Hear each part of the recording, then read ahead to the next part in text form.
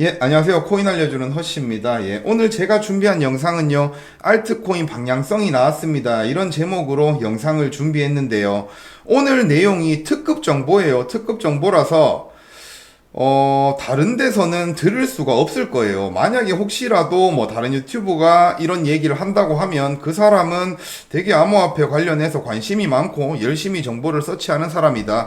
이렇게 생각하셔도 될 겁니다. 근데 이 내용이 좀 지루하고 어려울 수 있어요. 그래서 이 영상을 끝까지 보고 나서, 그래서 허씨야 어떻게 된다고? 알트코인 올라가요? 이렇게 반문하시는 분들이 분명 생길 건데, 본인이 좀 다른 사람들 이야기를 잘 이해를 잘 못한다 그러시는 분들은 아마도 시간 낭비일 수도 있어요. 이 영상 보는 게.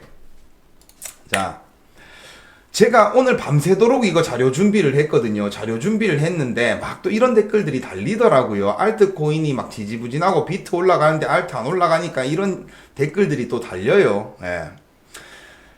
자, 알트 불장 왔다면서요. 알트 불장 언제 와요? 존나게 틀리네. 오른다며 맞췄어요. 이지랄하다가 이제는 갑자기 시장 분석하네. 저는 원래 시장 분석하는 사람이고요. 알트코인을 별로 분석을 안 하는 사람이에요. 근데 사람들이 하도 알트코인 뭐 불장 오나요? 이걸 물어보니까 제가 최근에 알트코인에 대한 이야기를 좀 하는 겁니다. 1월 1일 날 알트코인 상승 시그널 나왔다고 이야기를 했고 올랐잖아요. 그리고 1월 6일 날 조심하라고 이야기했잖아요. 2주 동안. 그리고 내렸잖아요. 그리고 1월 14일 날 알트코인, 비트코인 대불장 이제 시작된다고 이야기를 했잖아요. 그 올랐잖아요. 결과적으로. 알트코인 아직 안 올랐지만. 근데 저는 한 30번 정도 얘기했어요. 알트코인의 불장은 트럼프가 취임하고 초크포인트 2.0이 완화되고 알트코인에 막 불리한 이런 규제들이 좀 폐지되고, 그죠?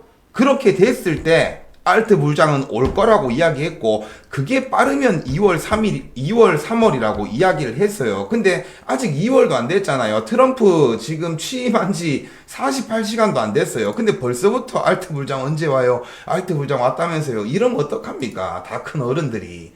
좀 기다리세요. 예. 왜 불안해하는지는 알아요. 제가.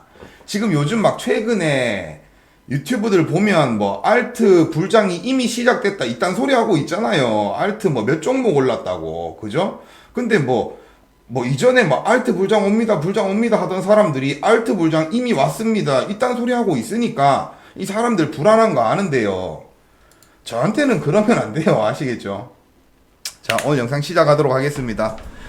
자, 오늘 어떤 기사가 또 떴냐면요. 암호화폐, SEC에서 암호화폐 태스크포스를 설립한다는 이야기가 나왔습니다. 이 암호화폐 태스크포스는 헤스터 피어스가 이끌 거라고 이야기를 하고요.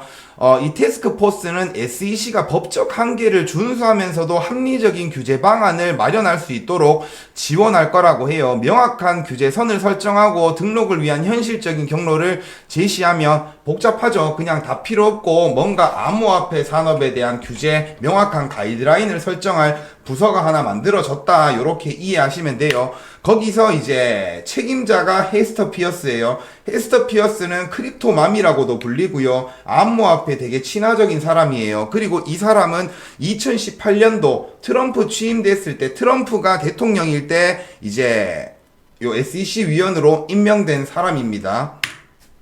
자, 이 헤스터 피어스라는 사람이 2020년에 딱 요런 암호화폐 관련된 가이드라인을 하나 딱 제시를 했어요. 딱 제시를 했고 2021년 4월 15일 날 이걸 조금 업그레이드 해가지고요. 세이프 하버 2.0이라는 제목으로 딱 요렇게 가이드라인을 딱 제시를 했어요. 이때가 언제냐면 게리 겐슬러가 취임하기 며칠 전이에요. 그러니까 헤스터 피어스는 새로운 SEC 의장이 딱 임명이 되면 이전과는 다르게 규제를 조금 명확하게 하고 이런 가이드라인에 대해서 딱 이렇게 만들 거다. 뭐 이렇게 생각을 하고 이런 내용을 발표를 했는데 게리 겐슬러는 안 따라줬죠. 예, 게리 겐슬러는 안 따라줬습니다. 예. 그래서 이거는 SEC 공식 홈페이지에 나와 있는 내용이에요. 그래서 이게 세이프 하버 2.0에 관한 내용이고요.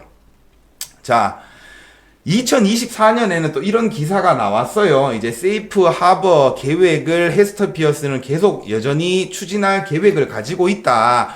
헤스터 피어스가 이제 업데이트된 세이프 하버 제한 2.0을 발표하고 나서 3년이 지났는데 지금 진전이 없었다. 왜냐? 게리 겐슬러가 이거 안 들어줬으니까. 그냥 증권법에다가 암호화폐를 막 대입해가지고 막 이렇게 소송 걸고 했으니까 이게 아무 진전이 없었다.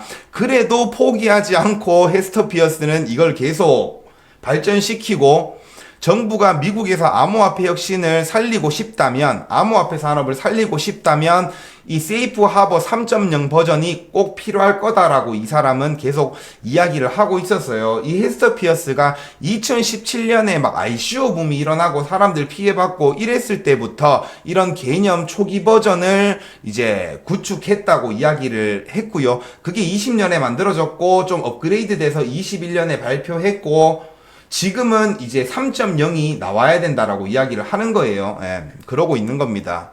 자, 그래서 잠시만요. 오케이.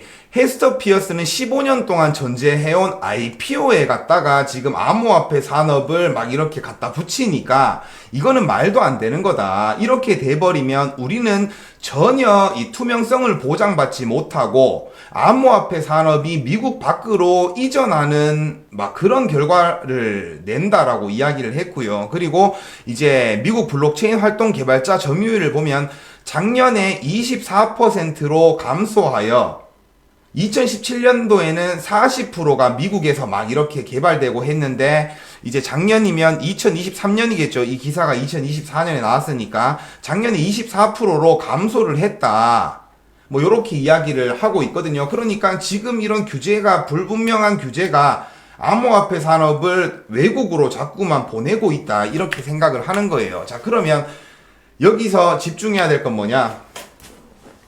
이제 규제가 어떻게 될 거냐를 집중을 해야 되는 거예요. 근데 지금까지는 별로 힌트가 없었어요. 힌트가 없다 보니까 이제 뭔가 증권법, 지금까지의 증권법이나 아니면 SEC가 ETF를 승인해 줄 때 어떤 걸 보는지 여기에 주목을 했는데, 헤스터 피어스가 이런 규제를 이제 가이드라인을 뭐 설정하는 그런 부서에 수장이 됐다라고 이야기를 하니까, 그럼 우리는 이제 세이프 하버 2.0에 대해서 주목을 해봐야 되겠죠. 이 사람이 어떤 식으로 가이드라인을 설정하려고 했는지. 이게 세이프 하버 2.0 내용이에요. 이거보다 더 있는데 엄청 많아요. 이거를 제가 좀 해석을 해서 정리를 좀 했거든요. 한번 잘 들어보세요. 이 버전이 2.0이에요. 여기서 조금 수정될 거 수정되고, 추가될 거 추가되고, 뺄 거 빼고 하겠죠. 그래서 명확하게 이렇게 됩니다라는 내용은 아니에요. 지금 우리가 앞으로 암호화폐 규제가 어떻게 될지를 볼 때 지금 그래도 가장 큰 힌트는 헤스터 피어스가 만든 세이프 하버 2.0을 보면 앞으로 어떻게 진행이 될 건지 대충 알 수 있다. 이렇게 생각하면 되는 거예요. 아시겠죠? 무조건 이렇게 됩니다. 아니에요. 알겠죠? 힌트가 여기에 있다라는 내용을 말씀드리는 겁니다. 예. 자, 첫 번째 자금 조달 방식. 2017년도에 ICO 많이 했죠. 코인 회사들이 ICO 해가지고 막 투자자들한테 코인 나눠주면서 초기 투자자들이 막 돈 주고 알트코인 엄청 싸게 사고, 그걸 이제 유통계획에 따라서 막 이렇게 풀리는데, 이거 막 마켓 메이킹 가지고 가격 끌어올리고 막 초기 투자자들이 이거 다 팔아제끼고 막 이러면서 엄청 피해자들 많이 속출하고 이런 상황이 발생을 했잖아요. 그죠? 자, 근데 헤스터 피어스가 말하는 세이프 하버는 뭐냐면, ICO를 통해서 발행된 토큰이라도 일정 조건을 충족하면 3년 동안 증권법 등록 의무를 면제해 준다는 거예요. 3년 동안 이제 유예를 준다는 거거든요. 자, 근데 이제 3년 동안 3년이 지났는데도 막 탈중화가 안 되고 네트워크가 성숙하지 못하면 이 토큰은 증권으로 간주돼서 이제 증권법에 따라야 된다. 이런 내용인 겁니다. 네. 자, 그래서 초기 개발팀은 이 기간 동안 네트워크를 구축하고 기능적이거나 분산된 상태로 발전을 시켜야 되는 거예요. 3년 동안. 무슨 말인지 아시겠죠? 어떤 암호화 프로젝트가 시작이 됐는데 지금 ICO를 진행 못하고 IPO로 진행을 하면 증권이나 다를 게 없잖아요. 그러니까 니들 그냥 뭐 전 세계 사람들한테 이렇게 투자 받을 수 있도록 우리가 허용해 줄게. 대신에 3년. 그 3년이 지난 후에는 니들이 탈중앙화가 제대로 안 되고 기능적 부분에서 허술하면 이거 그냥 증권법으로 딱 등록된다. 증권으로 등록된다. 이렇게 이야기를 한 겁니다. 그래서 근데 이 조건은 있어요. 예. 세이프 하버에 적용을 받으려면 어떤 조건이 필요하냐? 초기 개발팀은 투자자 보호를 위해 상세한 정보를 공개해야 돼요. 이제 개발 계획이나 토큰 경제, 거래 기록, 팀 구성원 정보 뭐 이런 걸 6개월에 한 번씩 공개를 해야 되고요. 허위 정보를 제공하면 반사기 조항에 따라서 법적 책임을 물을 수 있답니다. 그리고 토큰은 네트워크 내에서 실제로 사용 가능해야 되고요. 단순 투자 수단으로만 이제 기능에서는 안 되고요. 3년 후 탈중앙화를 입증해야 하며 그렇지 못할 경우 증권으로 등록하겠다고 서명을 해야 됩니다. 예.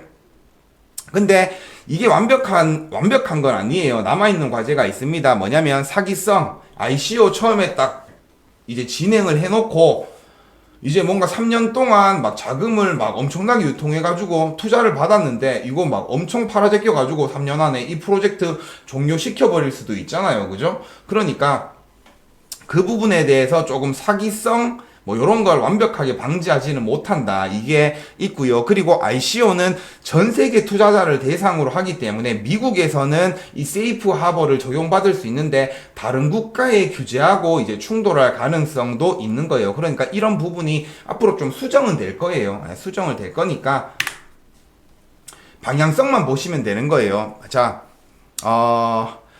초기 개발팀은 첫 번째 토큰 판매일로부터 3년이에요. 이 증권법 등록 안 해도 되고 유예기간은.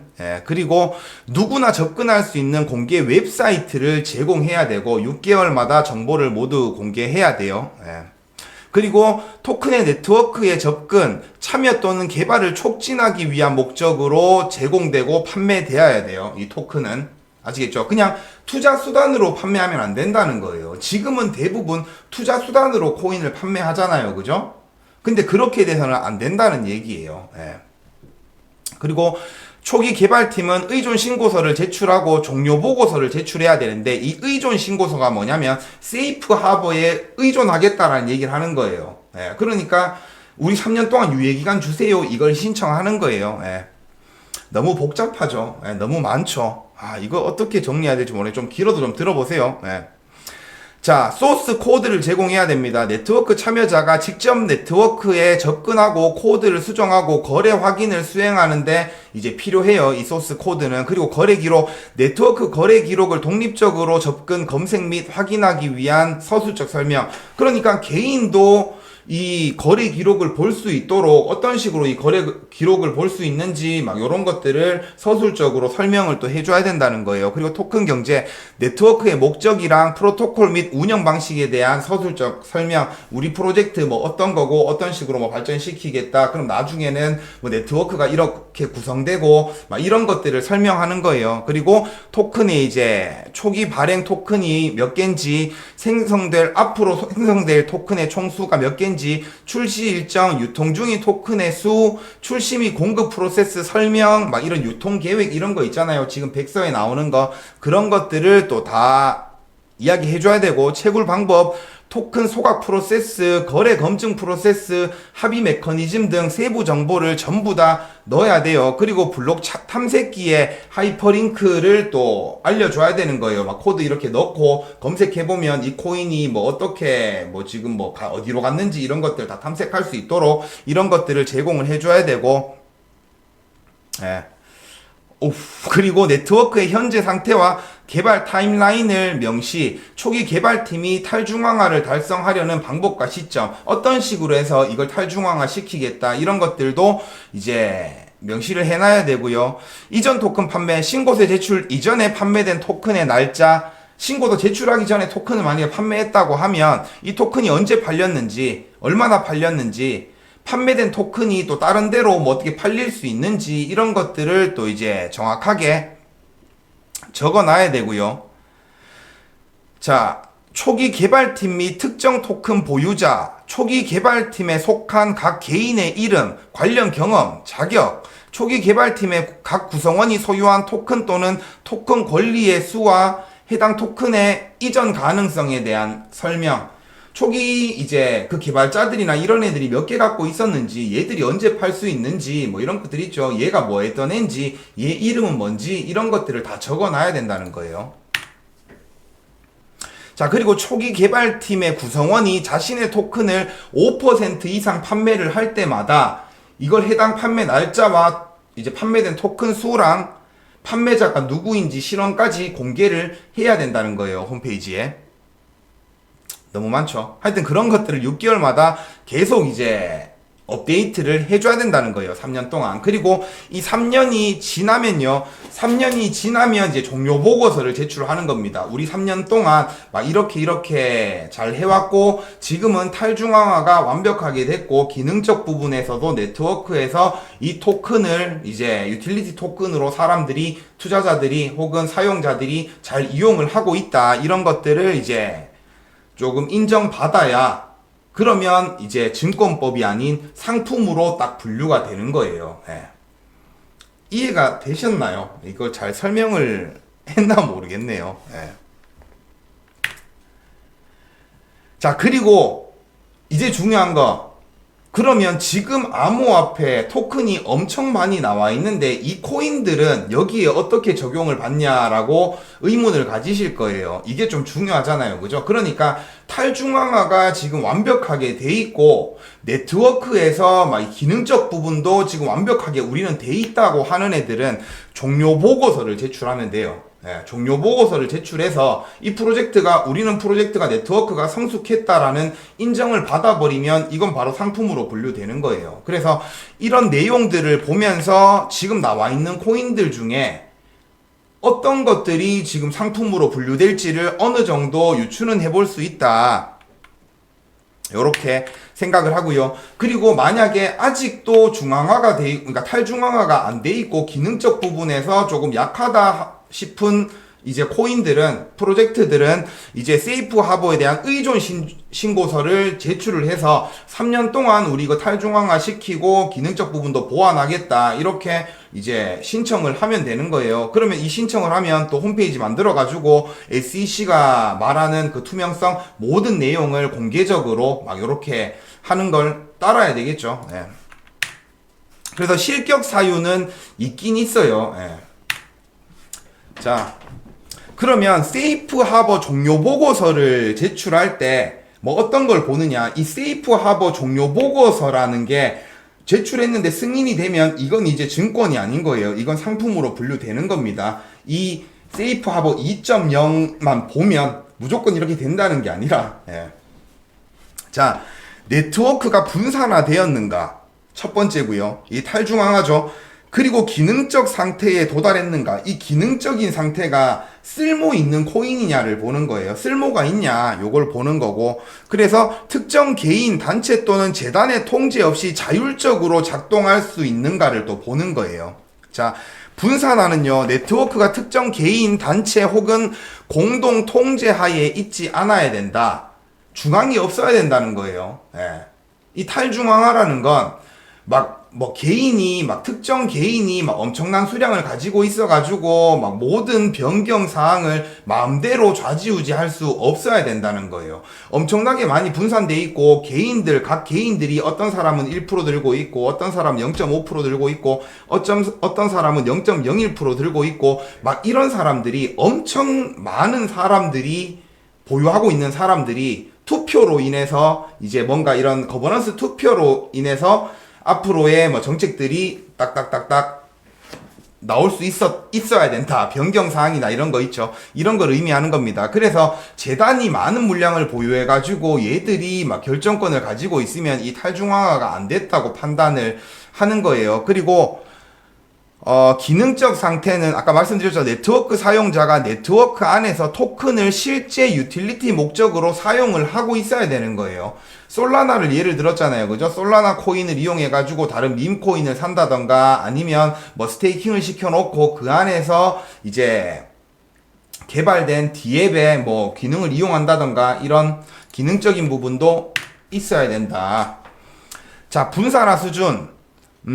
토큰 비율을 보는 거예요. 초기 개발팀이 전체 토큰 공급량의 20% 이상을 소유하면 안 돼요. 초기 개발팀이 네트워크 합의를 결정하는 수단의 오타예요. 이거 수단의 20% 이상을 통제하지 않아야 된다. 거버넌스 참여, 네트워크의 거버넌스가 분산되어 있어야 하며 다수의 독립된 당사자가 네트워크 운영 및 의사결정을 실질적으로 참여하고 있음을 입증해야 된다. 요 이전에 말씀드렸던 거예요.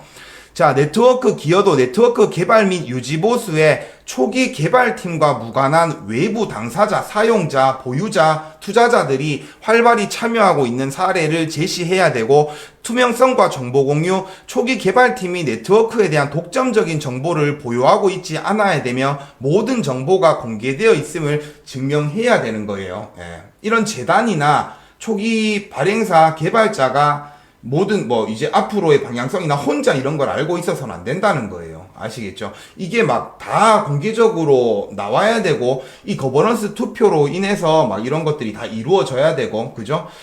이게 정보를 내부자만 정보를 안다는 건 결정권이 내부자만 있다는 거거든요.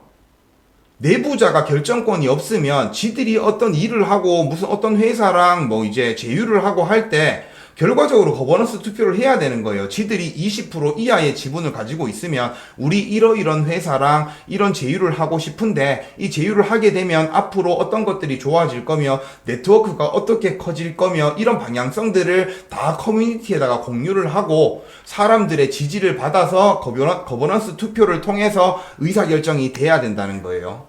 이게 분산합니다. 탈중앙화. 기능적 상태는 네트워크가 실제로 기능적이며 사용자들이 유틸리티 목적으로 네트워크를 사용하고 있어야 한다. 자, 네트워크에서 발행된 토큰이 단순히 이것도 오타예요. 투기적 거래 수단이 아니라 그냥 진짜 투자의 목적이 아니라 네트워크 내에서 실제로 사용이 돼야 된다는 거예요. 이게 기능적인 상태인 거예요. 제가 최근에 몇 번 말씀을 드렸어요. 이 코인이 쓸모 있는지를 봐야 된다고.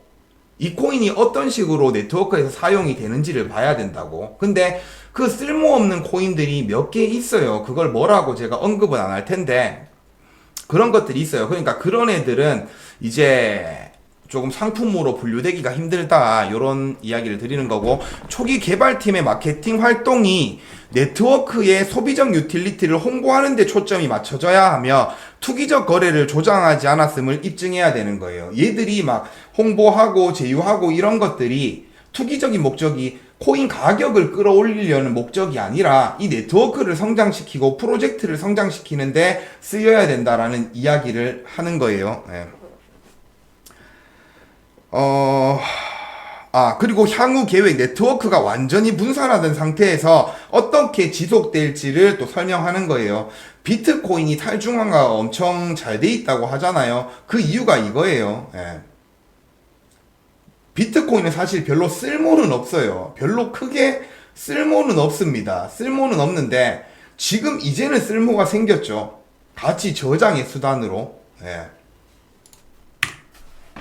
자, 네트워크의 성숙도가 이제 미달 시에는, 통과되지 않았을 시에는 이 3년 이후에 이런 코인들은 전부 다 증권으로 등록이 돼야 됩니다. 증권으로 등록이 돼야 되고, 네트워크는 연방증권법에 따라 해당 토큰을 증권으로 등록해야 됩니다. SEC한테 지속적인 공시 의무를 따라야 하고요. 해당 토큰은 탈중앙화 거래소 또는 중앙화 거래소에서 더 이상 거래되지 않을 수 있는 거예요. 증권은 이제 탈중앙화 거래소나 아니면 중앙화 거래소라도 미국에서 증권을 판매할 수 있도록 딱 나온 그런 거래소가 아니면 앞으로 이제 거래소에 상장을 못 한다는 거예요. 이미 상장돼 있던 것도 이제는 막 상장 폐지가 될 수 있는 거예요. 거래소에서. 이거는 내용이 너무 길어지니까 간단하게 말씀드릴게요. 미국이 코인베이스를 밀어준 이유가 저는 이거라고 생각을 했어요. 이건 제가 아주 예전에 한번 언급을 했는데, 거래소도요, 미국에서 승인된 거래소가 있을 거 아니에요. 그게 코인베이스인 거예요. 그래서 만약에 미국이 암호화폐를 증권으로 분류시킨다고 해도 코인베이스한테 증권을 판매할 수 있는 라이센스를 미국에서 준다면 코인베이스에서는 이런 증권으로 분류된 토큰들도 거래할 수 있는 상황이 나오는 거예요. 그럼 코인베이스를 제외한 다른 거래소들은 이게 증권으로 분류된 코인은 거래 자체를 할 수가 없겠죠. 예.